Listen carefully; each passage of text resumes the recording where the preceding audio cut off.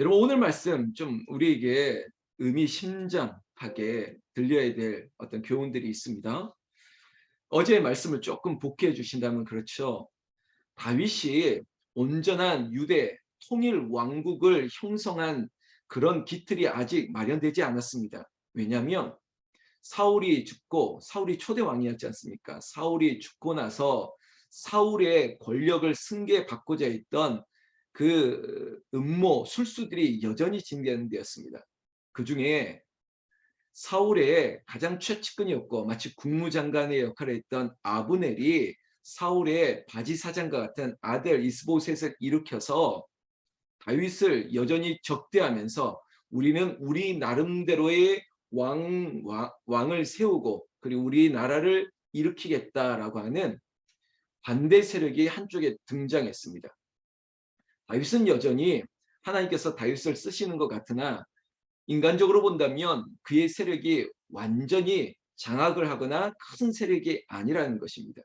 그러니까 여전히 지금이 마치 남과 북이 갈라지는 것처럼 동과 서가 갈라져 있어서 그래 헤브론을 중심으로 다윗의 나라 그리고 이스보셋과 아브넬을 통해서 사울의 권력을 그대로 승계받기를 원했던 또 한쪽의 세력이 저 서편에 있었다는 것입니다.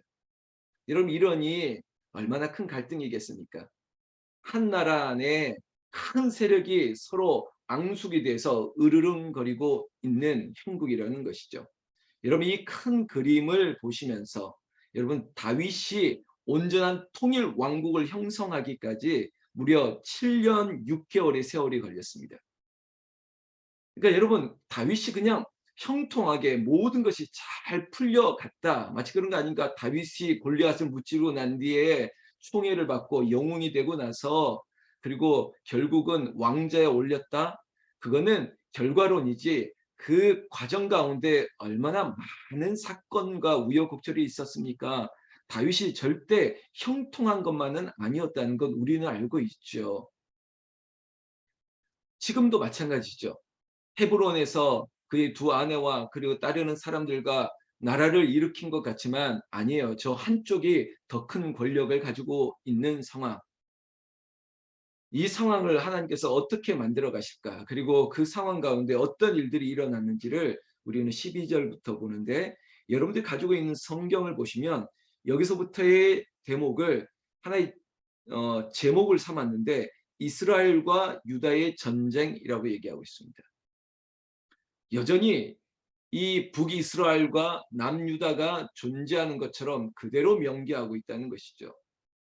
여러분 동포끼리 같은 나라 사람끼리 전쟁을 하고 있다는 거예요.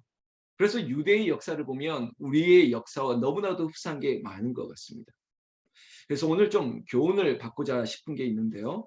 어떤 싸움이 일어나는지를 여러분 그냥 성경을 읽다 보면 지나칠 수 있는 것들이 많아서 오늘 제가 몇 군데 구절구절들을 좀 깊이 보려고 하고 있습니다.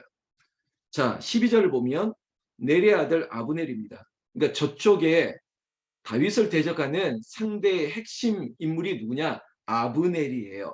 사울의 아들 이스보셋이 아니에요. 제가 이런 표현 바지사장이라고 얘기했죠. 배후의 진짜 권력은 아브넬이 쥐고 있습니다. 여러분 정치도 마찬가지지 않습니까? 보이는 원내대표, 당대표 말고 배후에 실세가 있는 그런 정치 구도를 우리가 볼 때도 있죠. 교회도 그러면 안 되는데 여러분 건강한 교회는 그렇지 않습니다. 제가 표현하는 것은 건강하지 않은 교회를 얘기 드리는데요. 그런 교회들 보면요. 배후에 뭔가 세력들이 있어요. 오래된 원로 아니면 내가 누구야 하면서 뒤에서 부추기는 세력들이 있습니다. 아브넬이 아주 나쁜 사람인 거예요. 그래서 뒤에서 무려 이 군대 사조직을 통해서 모든 것들을 장악하고 있었다는 거죠. 그리고 아브넬이 나타났고요. 오늘 이름을 보면 상대 쪽, 그러니까 다윗의 한 사람을 등장시키는데 13절에 보면 스루야의 아들 요압입니다. 여러분 요압도 다윗의 가장 최측근입니다. 이 사람도 군대 장관의 역할을 하는 사람이죠. 그러니까 서로 이 양쪽의 한 세력들이 양쪽 세력들이 대표가 나와서 마주하고 있다는 것입니다. 근데 표현을 보면 참 재밌습니다. 13절 보십시오. 이 아브넬과 요압이 각자의 사람들을 이끌고 서로 마치 일전을 치를 것처럼 마주하고 있습니다. 그런데 그 마주한 형국을 볼 텐데 13절에 보니까 못을 기준으로, 그러니까 물을 기준으로, 강을 기준으로 한쪽은 이쪽에 또 한쪽은 이쪽에 거기서 서로 마주보면서 으르렁거리고 있다는 것입니다. 13절 표현 그대로 하면 이는 못 이쪽이요 그는 못 저쪽이니라. 큰 테이블을 들고 서로 마주하고 있는 것, 그런 모습이죠. 여러분, 저는 이런 거 보면서 항상 서로 간에 갈등이 있으면 큰 강이 하나 흐르고 있는 것 같아요. 뭔가 큰 장애가 있어서 서로를 가까이 하지 못하고 있는 게 있습니다. 저는 이 못이라고 하는 표현 자체가 야, 이게 바로 죄구나. 죄가 건너지 못하게 하는 거예요.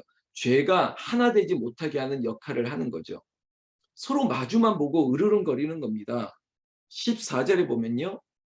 아브넬이 요압에게, 지금 두 핵심 인물들이 등장했다고 했지 않습니까? 서로에게 말을 합니다. 먼저 아브넬이 요압에게 건네죠. 여기서 중요한데요. 뭐냐면 잘 들어보세요. 이르되 원하건대 청년들에게 일어나서 우리 앞에서 겨루게 하자. 요압이 이르되 일어나게 하자. 이거 보십시오. 제가 시작할 때 그랬죠.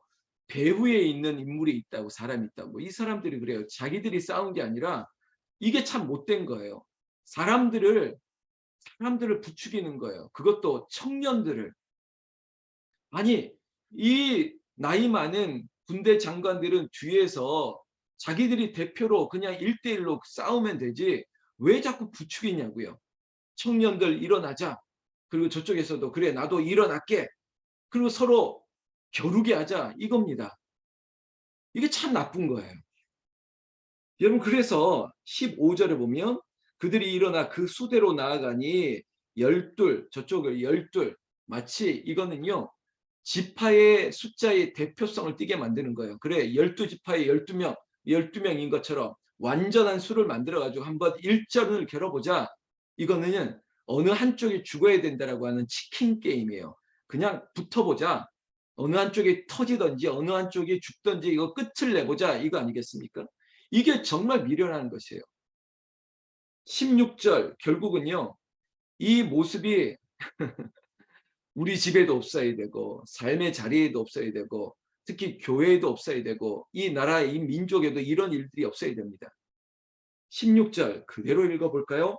각기 상대방의 머리를 잡고 칼로 상대방의 옆구리를 찌르매 일제히 쓰러진지라. 그러므로 그곳을 헬갓 핫수림이라 일컬었으며 기브온에 있더라. 이거 얼마나 미련한지. 서로 머리를 마치 나 죽이듯이 뭐 머리를 잡고 한쪽에는 날카로운 칼로 서로 옆구리를 찌르는데, 여러분 상대가 서로 머리를 잡고 있는데 피할 게 어디 있습니까? 서로 찌르는 거예요. 서로. 결국 다 죽는다는 얘기입니다. 이런 건 결국 다 죽는다는 거예요. 16절에 결국은 다 쓰러졌는데 그곳 이름을 뭐라고 얘기했냐면, 여러분들 성경에도 있는데 헬갓 핫수림, 이걸 설명으로 날카로운 칼의 밭이다, 이렇게 여러분들 성경에도 표제가 되어 있을 것입니다. 날카로운 칼의 밭, 칼에 찔려서 피가 온통 쏟아진 그런 잔인한 장소가 되었다는 것입니다. 잊을 수가 없겠죠. 이게 도대체 무슨 짓입니까? 서로를 향해서 어른이 싸움을 말릴 생각은 안 하고 싸움을 한번 해보자. 어느 한쪽이 어떻게 되나 끝까지 가보자. 근데 그걸 젊은 사람들을 부추깁니다.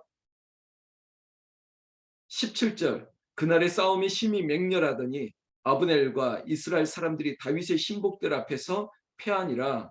여러분, 먼저 싸움을 걸 아브넬의, 그러니까 저쪽 다윗의 대적들이 더 큰 타격을 입었다는 것입니다. 그러다 보니까 아브넬이 군대가 퇴각하는 상황에 이르렀습니다. 18절부터 그 내용이에요. 그것을 보고 다윗의 사람들이 뒤를 쫓고 있는 대목이 이어서 나옵니다. 그러다가 오늘 제가 26절을 잠깐 보자고 했죠. 26절로 눈을 돌리시면 아브넬이 요압에게 외쳐 이르되, 아브넬이 요압에게 이치에 이르되 칼이 영원히 사람을 상하겠느냐? 마침내 참혹한 일이 생길 줄을 알지 못하느냐? 내가 언제 무리에게 그의 형제 쫓기를 그치라 명령하겠느냐? 여러분, 지금 아브넬이 협상을 하는 거예요. 이제 그만하자. 이겁니다. 그만하자. 내 마이 묻다 아이가. 그만 쑤시라. 막 이런 것처럼 그만하자는 겁니다. 왜냐하면 그 사이에 이런 일들이 있었습니다. 21절로 보면 아브넬이 다시 아살에게 이르되 너는 나 쫓기를 그치라. 내가 너를 쳐서 땅에 엎드려질까 까닭이 무엇이냐. 그렇게 하면 내가 어떻게 내 형 요압을 대면하겠느냐. 이러면서 자신을 쫓았던 한 사람을 23절에 보면 그가 물러가기를 거절하며 아브넬이 창 뒤 끝으로 그의 배를 찌르니 창이 그의 등을 꿰뚫고 나간지라. 곧 그곳에 엎드려져 죽음에 아사엘이 엎드려져 죽은 곳에 이르는 자마다 머물러 섰더라. 여러분 제가 뭐 구체적인 상황 다 설명하기는 우리가 시간이 부족하니까 한마디로 표현한다면 여러분 복수는 복수를 낳습니다. 인간적인 감정적인 대응은 상대가 더 큰 감정적인 대응으로 나타나게 된다는 것이죠. 여러분 우리 모두가 감정적인 제가 설교 때 자주 썼던 인간적인 대응을 참 조심해야 됩니다. 네가 날 찔렀어? 그럼 나는 더 크게 찔러야지. 뭐 이런 반응이 있지 않습니까? 지금 12절부터 그리고 26절까지 계속 서로를 죽이고 우리 편을 죽였어? 나를 아프게 했어? 네가 나를 찔렀어? 그럼 너 한번 더 아파봐. 이런 얘기를 하니까요. 만약에 부부간에 그런 감정이 있다면 부모와 자식 간에 그런 감정이 있다면 같은 공동체 안에 뭐 직장 동료들이나 아니면 친구들 간의 관계가 교회 안의 교육의 관계가 이런 복수와의 관계 인간적인 서운한 감정의 고리가 여전히 얽혀 있다면 이거 어떡하겠습니까? 어떤 극적인 타협을 좀 해야 되지 않겠습니까? 다행히 아브넬이 요압에게 이 상황을 멈추자라고 제안을 했습니다. 그게 바로 26절 마지막 여러분 이거 그치자 이거잖아요. 27절 요압의 결정이 아주 중요합니다. 왜냐하면 유리한 형국에 있고 유리한 형세를 취해 있던 더 힘이 있는 쪽에서 이것들을 결정해 줘야 됩니다.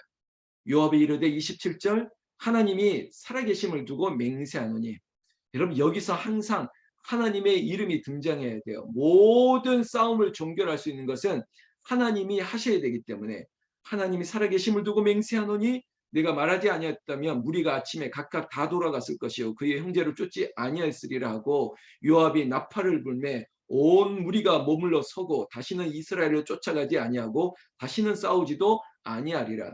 여러분 나팔 소리를 통해서 자 더 이상 추격을 멈춰라. 이 싸움을 여기서 종결하겠다. 끝. 여러분 어른이 해야 될 역할이 바로 이겁니다. 누군가는 멈춰야 됩니다. 그리고 나팔을 불러야 됩니다. 이제는 그만하자는 것입니다. 그만하자.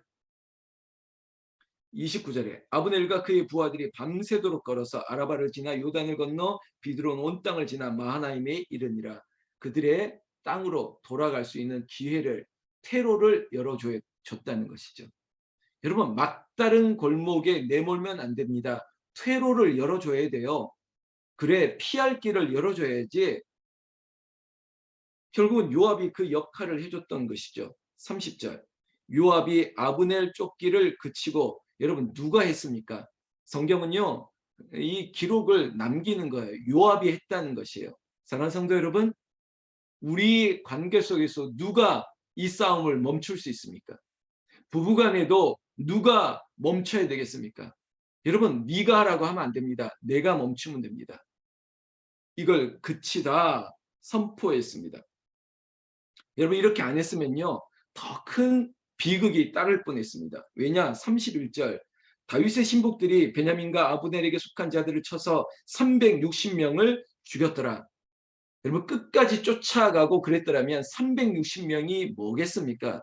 더 큰 비극이 더 큰 사망이 숫자가 늘어났을 것입니다. 여기까지 그친 것도 은혜라는 것이에요. 32절 보면요. 이 싸움이 어떻게 끝날까 내일 얘기할 텐데요.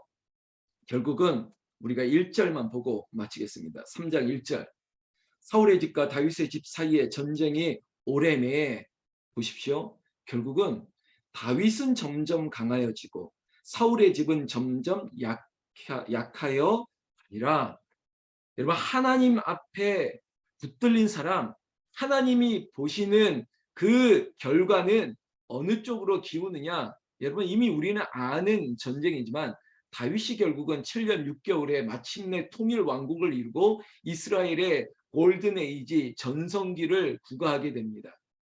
하나님이 하실 거예요. 그러니까 조급해하지도 마시고, 표현 보십시오. 3장 1절에 점점이에요. 그래, 조금만 기다리면 됩니다. 점점 보일 겁니다. 악한 자들은 멸망하게 되고, 그리고 하나님이 쓰시는 자는 점점 강하여진다는 것이죠. 여러분 믿으십니까? 조급해하지 마세요. 7년 6개월 걸렸습니다. 물론 40년의 세월이 걸린 적도 있습니다. 아니, 더 크게 50년, 70년의 세월이 바벨론에서도 나타나게 됐습니다.